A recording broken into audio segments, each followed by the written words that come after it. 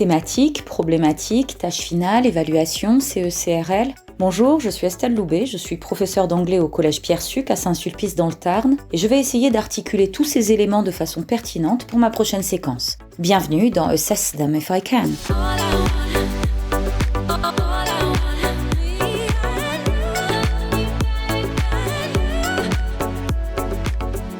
Pour ma prochaine séquence de première, je voudrais travailler sur les réseaux sociaux. Avec ce thème, je peux opter pour une problématique assez classique. Dans quelle mesure les réseaux sociaux sont-ils dangereux ? Alors j'ai envie de travailler l'interaction avec mes élèves, donc je vais leur demander de participer à un débat autour des réseaux sociaux dans le cadre d'une émission sur des sujets de société pour la radio du lycée. Je vais organiser un débat réglé avec 4 participants, un ado accro aux réseaux sociaux, mais qui est conscient de la place excessive qu'ils prennent dans sa vie au détriment d'autres choses, un parent absolument contre les réseaux sociaux et tout ce qui touche à ce sujet, un psychologue plutôt nuancé, mesuré sur la question, qui présentera à la fois des arguments pour et contre, et enfin le créateur d'un nouveau réseau social à destination des jeunes. Lui sera très enthousiaste et il niera toute incidence possible sur le cerveau ou la vraie vie. Les arguments des différents personnages seront travaillés en classe en amont, et le jour J, chaque élève se verra imposer un rôle pour garder une part d'inconnu lors de l'évaluation. Ici, je fais le choix de ne pas avoir de modérateur. Ce rôle est intéressant pour s'assurer de faire parler tous les élèves, mais il implique aussi que si quelqu'un d'extérieur gère les échanges, alors les élèves ne réagissent plus à ce que disent les autres et n'ont plus l'opportunité de montrer qu'ils peuvent s'insérer dans le flot de la conversation. Sur cette tâche finale précisément, je fais le choix de travailler en classe sur comment faire vivre le débat, le relancer, rebondir et s'insérer de façon pertinente. Pour déterminer de façon précise les compétences sur lesquelles on va travailler, il faut que je me mette à la place de mes élèves et que je rédige la tâche finale. Ça pourrait donner quelque chose comme ça.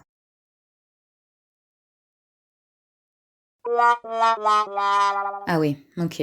Bon, ça c'est dans l'idéal, mais ça pourrait tout aussi bien se passer comme ça, avec une juxtaposition de phrases non connectées les unes aux autres, donc là, clairement, les élèves ne se répondent pas. L'autre problème ici, c'est qu'ils n'ont rien à dire ou qu'ils ne savent pas à quel moment intervenir. Donc, je vais me servir à la fois de ma tâche finale idéale et de mon scénario catastrophe pour penser mes critères d'évaluation. Et là, on a 3 éléments qui se dégagent et qui seront donc mes 3 critères de réussite. Critère 1, je développe une argumentation acceptable et qui correspond à mon personnage. Ce critère me permettra d'évaluer la qualité de l'argumentation et l'adéquation de cette argumentation au rôle imposé. Critère 2, je comprends ce qui se dit et j'interviens de façon pertinente. Ce critère me permettra de juger de la compréhension de ce que disent les interlocuteurs et l'adéquation de la réaction en termes de contenu. Critère 3, je participe au débat et le fais vivre. Grâce à ce dernier critère, je vais pouvoir évaluer les capacités d'interaction de mes élèves. Je veux que mon évaluation soit explicite, que mes élèves sachent exactement ce qui est attendu d'eux, et je veux aussi pouvoir leur faire un retour constructif sur leur production. C'est donc, comme d'habitude, une échelle descriptive qu'il me faut. Allez, j'attrape le CE-CRL 2021 en un coup d'œil et je vais chercher toutes les compétences qui pourraient être pertinentes avec ma tâche finale pour pouvoir élaborer une grille d'évaluation.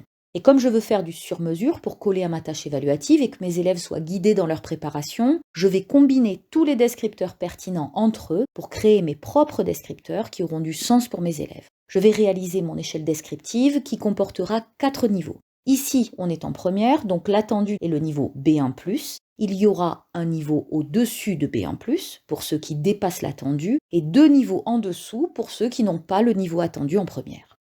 Allez, premier critère, je développe une argumentation acceptable et qui correspond à mon personnage. D'abord, l'activité langagière. Alors ici, on est sur de l'interaction orale, donc je rentre dans la partie interaction orale.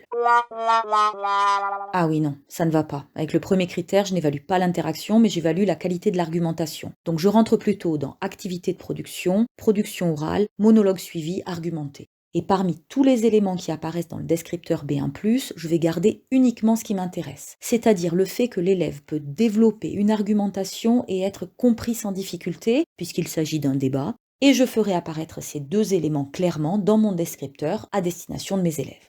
L'idée de ce premier critère est de développer une argumentation solide, qui peut être comprise, donc il faut que la langue soit mise au service de cette argumentation.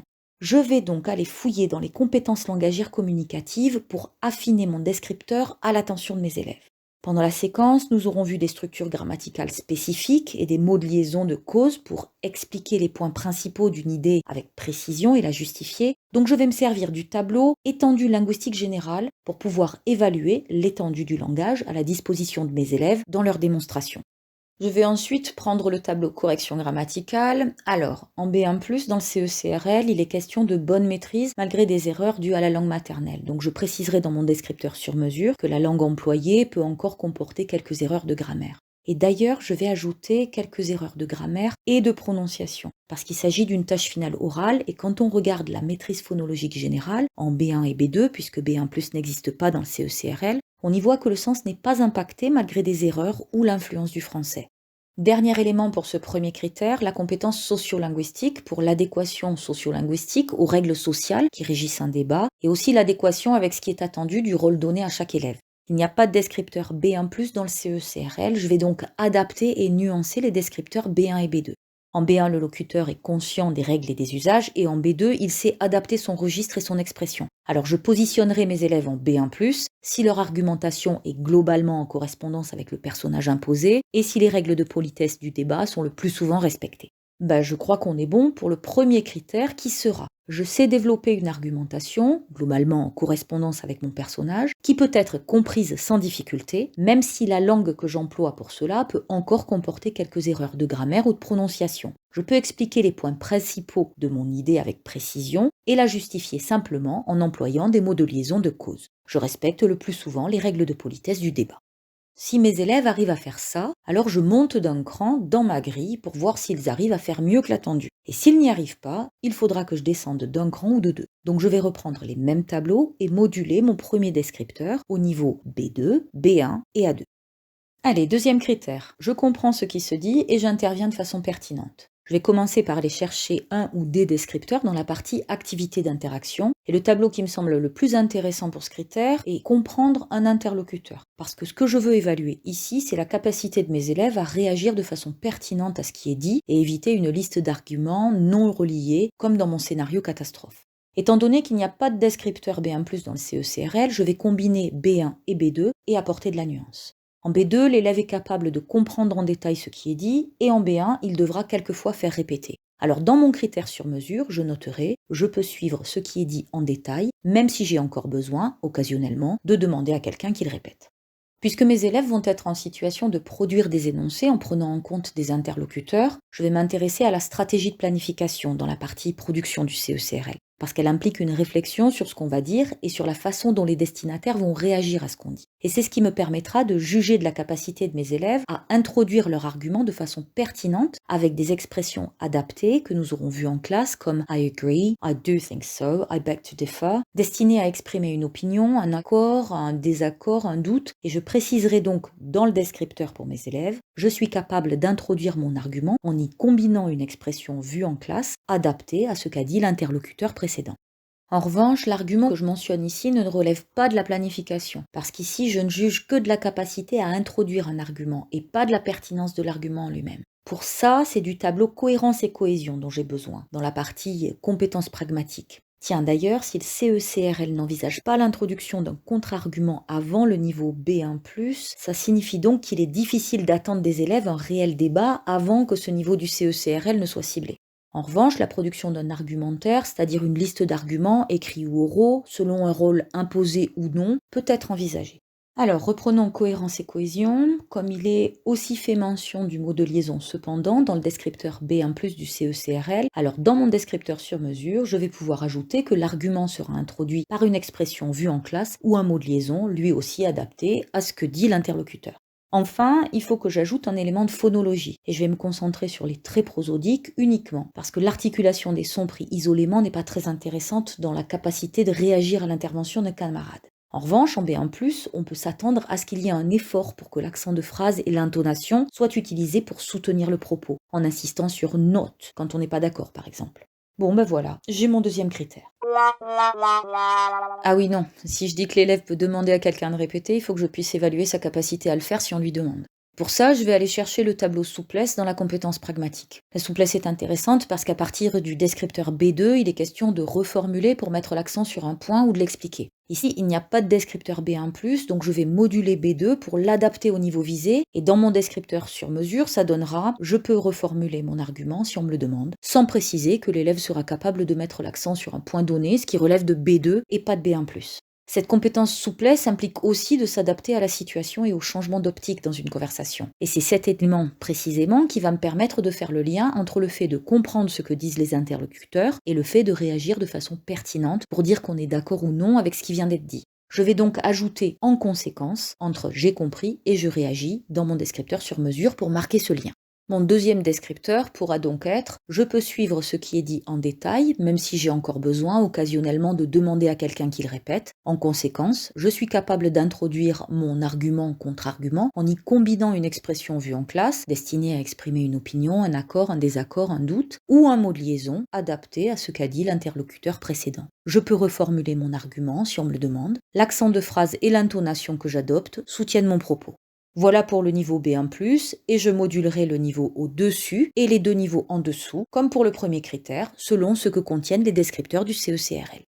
Troisième critère, je participe au débat et je le fais vivre. Il s'agit ici de la capacité à faire avancer les échanges, relancer, embrayer si le cours de la discussion est stoppé, en lançant une question ou en sollicitant un autre interlocuteur. Il ne s'agit pas de contenu. Donc je vais aller fouiller dans les activités d'interaction du CECRL et il me semble que le tableau le plus pertinent est conversation, parce qu'au niveau B1+, je lis que l'élève peut amorcer une conversation sur des sujets familiers et aider à la poursuivre en posant des questions. Donc c'est parfait. Et pour rendre ça plus lisible pour mes élèves dans ma grille sur mesure, ça va devenir « je peux m'insérer dans les échanges et poser des questions pour contribuer à relancer la discussion ». Je vais aussi pouvoir m'appuyer sur le tableau faire clarifier parmi les stratégies d'interaction, parce que dans ce descripteur en B1+, il est question de faire avancer la discussion en demandant des clarifications, donc j'ajouterai ces éléments dans mon critère sur mesure. Bon, voyons maintenant la compétence pragmatique. Alors, je vais me servir du tableau prise de parole parce que cette échelle s'intéresse à la capacité à prendre l'initiative du discours. Le descripteur en B1+, stipule que celui qui parle peut intervenir dans une discussion en utilisant une expression adéquate pour prendre la parole. Et enfin, comme ce critère se focalise sur ce que mes élèves mettent en œuvre pour que les échanges soient fluides, suivis et aussi spontanés que possible, je vais aussi aller chercher dans le tableau aisance des éléments supplémentaires à ajouter à mon troisième critère pour préciser qu'en B1+, il est possible qu'il y ait encore des pauses ou des impasses sans que cela ne gêne le bon déroulement de la discussion. Alors, mon troisième descripteur sera donc « je peux m'insérer dans les échanges en démarrant ma prise de parole de façon adéquate. Je peux demander des clarifications et plus généralement poser des questions pour contribuer à relancer la discussion et la faire avancer. Même s'il y a dans ce que je dis des silences ou des faux démarrages, ils ne gênent pas le bon déroulement de la discussion. Et ici encore, je vais suivre la même démarche que précédemment pour élaborer les descripteurs B2, B1 et A2 et la grille sera complète.